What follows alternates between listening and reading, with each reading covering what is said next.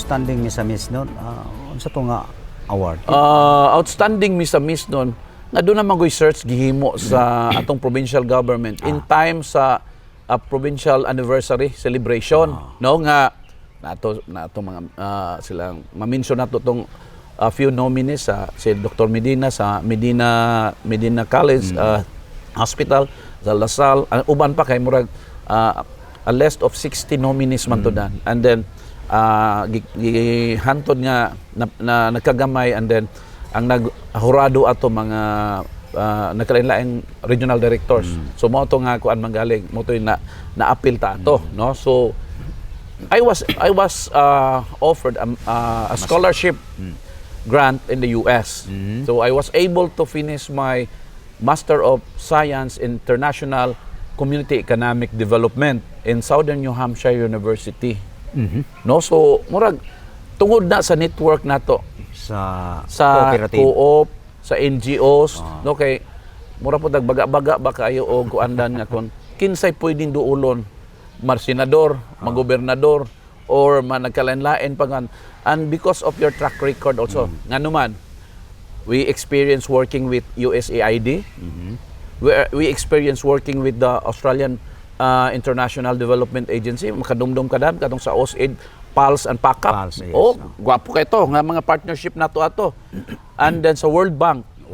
So, ang atong usa ka network, it was not funded by Paglaom, but it was funded by a network nga makahuman ko sa ako ang masteral. So, fortunate, graduate ko sa ako ang pagkakonsiho, membro, pero nakahuman ko sa akong masteral. No, so, US pa. US pa. No, so usa na sa nakapadugang usab sa ato ang experience. And then I remember po dan. Kinsa man pud gud ang naimbitar o naman ganin na imbitar lain po ko kay mo. Ngan mahimo kang speaker in one of the sessions sa United Nations. I was able to present at the United Nations with our grassroots program. Pero dili nagrepresent ko sa kuandan sa Pilipinas. Kinsa may akong girepresentahan? Ang akong girepresentahan ang among partnership with the Canadian International Development Agency. Kay during that time, ang delegate sa Pilipinas is headed by the Governor of Central Bank. So, naay duha, mga tulo tingali ka mga Filipinos, appeal nako ang nahimong mga resource speaker, no? Pero ako, Filipino ko, pero nagrepresent ko sa because of our partnership Asia. Sa Asia, sa SIDA, sa Canadian International Development Agency, kay tungod sa among partner. But ang akong gi-present unsa ang practices nga gihimo nato sa mga grassroots program nato dire sa Pilipinas nga atong napa-showcase dito sa UN. So kanang ikaw da naka-istorya na ba ka sa United Nations dan o kuan mangaling dan, no? So kana tingali dan murag ta og ordinaryong tagaluok rata.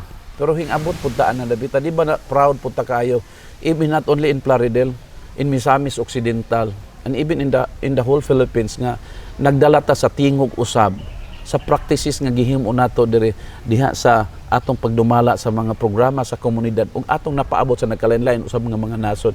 So murag gwapo kay to siya nga pag-present ba nato ba, no?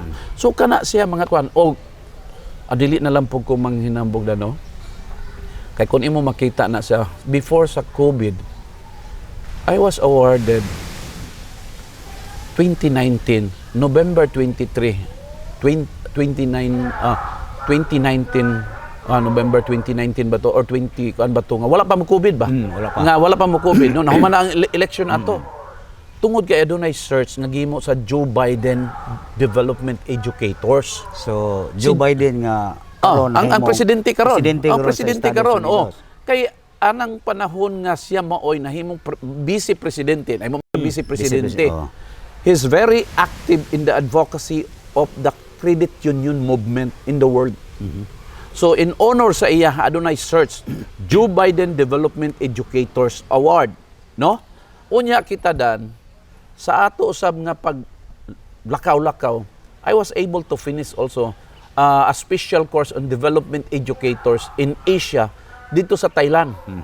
So ang search nga gihimo is Joe Biden Development Educators Award in the US, in South America, in Europe, in Africa and in Asia. Asia. I was nominated in Asia together with mga cooperators, leaders in South Korea, Taiwan, Vietnam. Japan, Indonesia, and some other countries.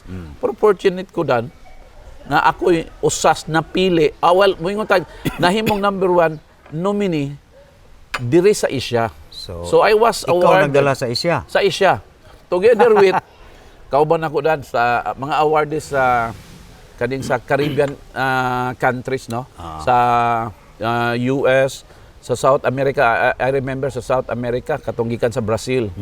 Sa Africa kanang gikan sa Kenya.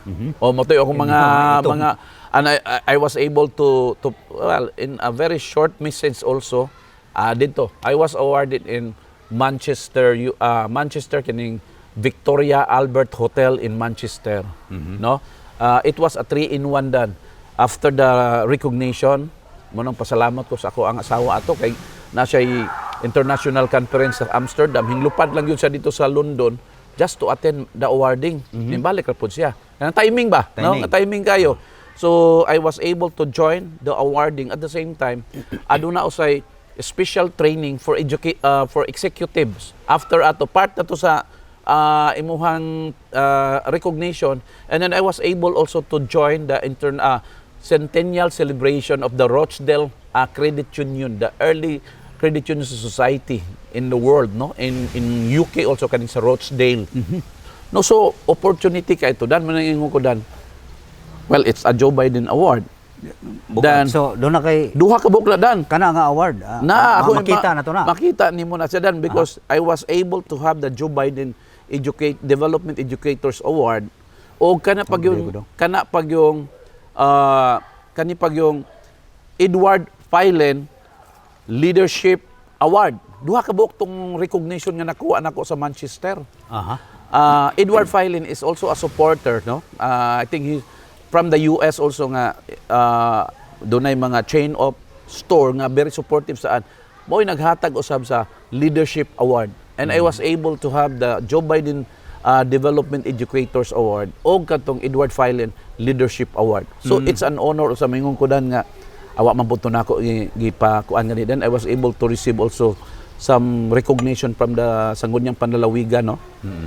Kuan pero wala na man to nga ipasiatab yun nga nakadawat kog award. O nya very timing pag yun. Hingdaog pag yun si Joe Biden.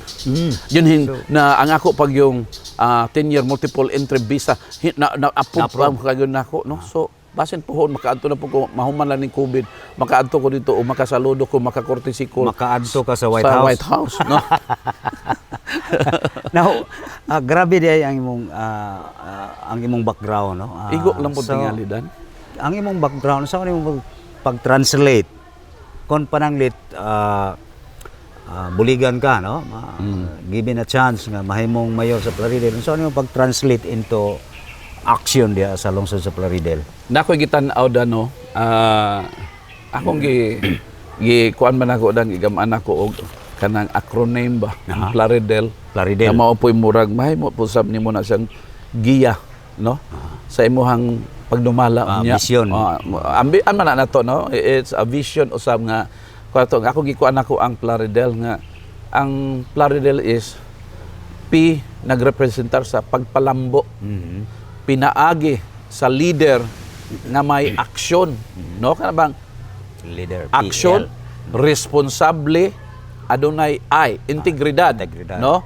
Plus dungagan pag dignidad og muhatag og bili sa edukasyon, sa katawhan og panginabuhi sa mga tao og lugar for integrated area development. Kana bang so that's Plaridel, no? Wholesome platform nimo sa makonsider pa ongoing pa nato pagtan-aw para dano because ang akong gitan-aw dan is kana bang holistic nga panglantaw ba, no? Nga mahimo usab nato og ihatag sa Ginoo ang kahigayonan. Like for example dan ako lagi kuan sa mga points wala pa man pud tay official nga kampanya, kamulo pa putang ga formulate unsa ba gyud.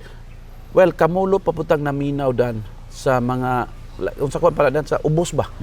Kamulo tang ga konsulta, no? Grassroots. Like for example dan nakabisita ko sa grupo sa mga manghong lusay. Kakuan ba kang manghong lusay dan? Kana bang mamakyaway. Mamakyaway, no? Grupo nga mupakyaw. Mga grupo nga mananom o mangane. Nga kuan. Dili tong manok lusay, ha? Dili tong lahi po to. Meat crushers mo. Urang ikaw manok lusay. Manok lusay, no, lahi na. So akong gitara dan ingon sila nga, sir, ingon ani sir. Kami manghong lusay, okay rang naay mga tanom. Group of 20 mi kabuok mananumay. Okay ra og naay ting-ani. Despite magani sir nga napiktuhan pud mi ning modernization kaning mechanization dito. Kayo sa una daro ra man to karon na naman yun ang ani ug tanom na naman harvester. So ilaha is more on mga farm laborers tabang-tabang, no? Dili makaya sa mechanization. So ang amo ani sir ang unsay challenge og nakita pud na nako dan kanang missing link between magtanom o mag-ani. Kanang magtanom mag asa man sila ang panahon nga wala. Subo na akong gitanaw tuod. And I think tan-aw nato na unsa may mga inventory skills nila. Kaya unsa ba ka? Panahon nga walay tanom og ani. Masonry ba ka? Carpentry ba ka? Unang nagsulod sa kunaw na dan kay kita may chairman sa advisory council karon sa advisory board sa TESDA dan. Kana mga in situ ba nga mga trainings nga angay natong ihatag sa ilaha nga kung posible nga makakuha lang in situ short courses ra ba na? Short courses. Karon gani napay allowance ang mga in situ nga mga courses karon. So atong himuan og inventory aron ma-enhance ang ilang panginabuhi sa panahon nga wala sila sa ilang major nila nga mga panginabuhi. So usa na nakita nato dan, no?